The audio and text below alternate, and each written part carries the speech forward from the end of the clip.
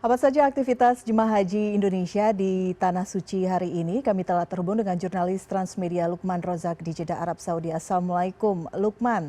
Selamat sore waktu Indonesia, selamat siang waktu Arab Saudi. Bagaimana sejauh ini persiapan dari jemaah haji untuk menghadapi puncak haji terutama nanti selama di Armusna begitu Lukman, dan dari sisi infrastruktur ini juga penting untuk mendukung kelancaran puncak haji nanti. Baik, selamat sore Elvira, selamat sore para pemirsa di tanah air. Saat ini saya sedang berada di Jeddah ya, di mana suhu saat ini hampir mencapai 40 sampai 41 derajat Celcius. Dan tentunya hal ini memerlukan tantangan fisik, baik itu fisik, spiritual, dan mental. Jadi para jamaah haji yang saat ini tengah berada di Tanah Suci dihimbau untuk tetap menjaga kesehatan, tetap menjaga waspadaan agar kondisi tetap fit hingga nanti menjelang puncak haji di Armusna, yakni Arafah, Musdalifah, dan Mina. Benar sekali Elvira bahwa saat ini Kementerian Haji dan Umroh tengah mempersiapkan puncak haji nanti di Armusna. Kemarin Kementerian Haji dan Umroh beserta petugas penyelenggara haji Indonesia 2026 telah melakukan sidak atau pemantauan terhadap lokasi Arafah, Musdalifah, dan Mina. Sidak atau pemantauan ini dipusatkan di tenda, dan saat ini alhamdulillah semua tenda di Mina itu sudah berdiri tegak, sudah berdiri ya. Kemudian petugas juga melakukan sidak terhadap sejumlah fasilitas yang nanti akan operasionalkan untuk para jamaah haji Indonesia, terutama terkait tentang tenda yang di dalamnya juga terdapat kasur, bantal, dan selimut.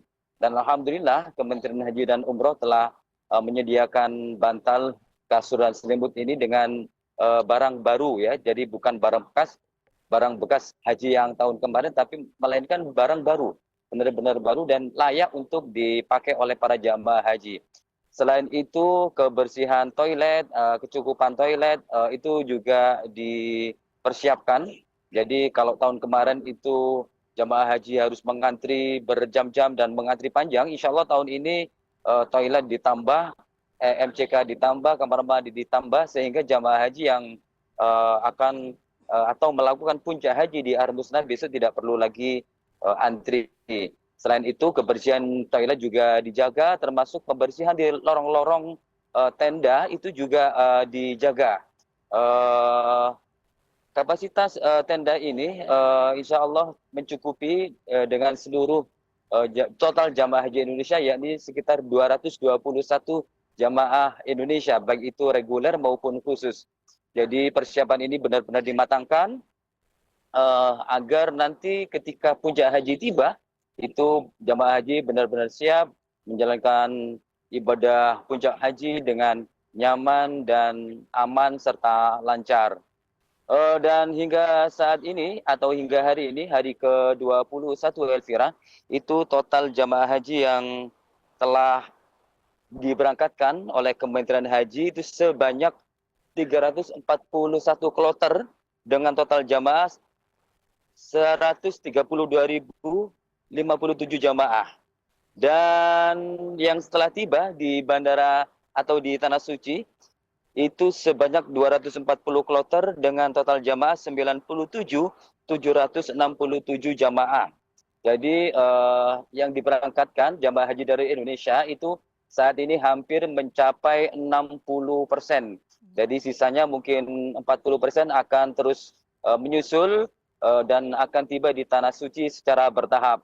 Sementara jamaah haji yang saat ini tengah berada di Madinah itu terus-menerus digeser secara bertahap juga ke Mekah untuk melakukan rangkaian ibadah haji termasuk ibadah umroh wajib.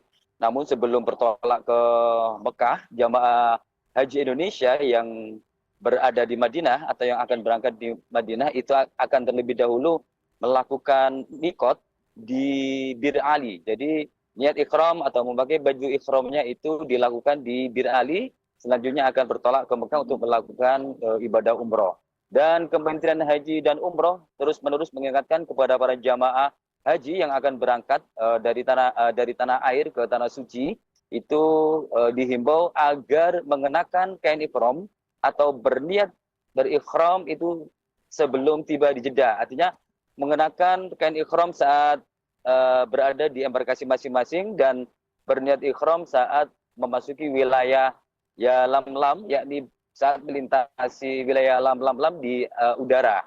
Jadi seperti itu. Namun bagi jamaah haji yang memang berusia lanjut, yang mengalami kelumpuhan atau penyakit yang sehingga tidak memungkinkan untuk memakai kain ikhram di tanah air atau di yang lam-lam, itu juga diperbolehkan berniat ikhram di bandara karena sesuai fatwa MUI dan fatwa Kerajaan Arab Saudi, Jeddah juga bisa dilakukan ikhram seperti itu, Elvira. Baik, semoga himbauan ini bisa berjalan dengan lancar sehingga mikot bisa dilakukan ketika masih berada di pesawat ya sebelum landing di Jeddah. Lukman, kita berbicara mengenai haji non prosedural. Kita tahu bahwa pengetatan keamanan luar biasa dilakukan oleh Kerajaan Arab Saudi. Bagaimana dengan warga negara Indonesia yang terlibat dalam hal ini? Apakah ada update informasi seputar ini? Baik Elvira, perang terhadap praktek haji non prosedural itu terus dilakukan oleh pemerintah Arab Saudi. Jadi slogan no permits no hajj atau la hajj bila tasyrik itu benar-benar diterapkan oleh pemerintah Arab Saudi. Hingga saat ini, hingga hari ini itu ada sekitar 11 jamaah haji, 11 WNI warga Indonesia itu telah diamankan oleh otoritas keamanan Saudi Arabia. Sebelumnya kemarin ada 10 dan ya, kabar terbaru kemarin ada satu lagi yang diamankan oleh pihak keamanan Saudi Arabia.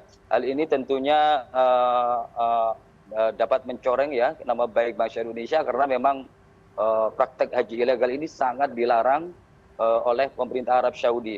Oleh karena itu warga negara Indonesia yang ada niat untuk melaksanakan haji non prosedural ini dihimbau agar mengurungkan niatnya karena nanti di sini pasti akan berhadapan dengan hukum.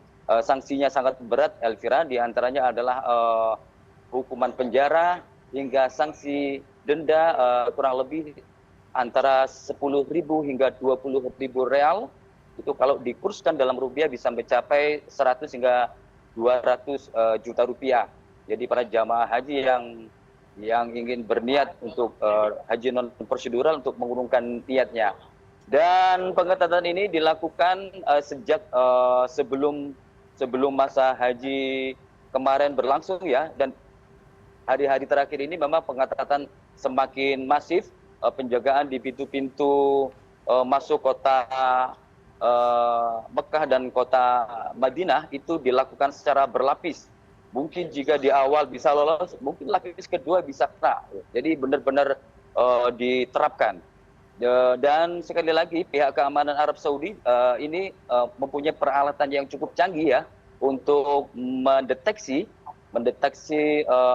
tindakan-tindakan kriminal ini, tindakan-tindakan haji non prosedural ini itu secara digital ya. Jadi pihak keamanan Arab Saudi memiliki intelijen yang cukup kuat, terus kemudian CCTV dipasang di mana-mana, dan ada tim cyber patrol yang berpatroli di media sosial memantau jika ada praktek promosi atau penawaran haji ilegal di dunia maya. Seperti itu, Elvira.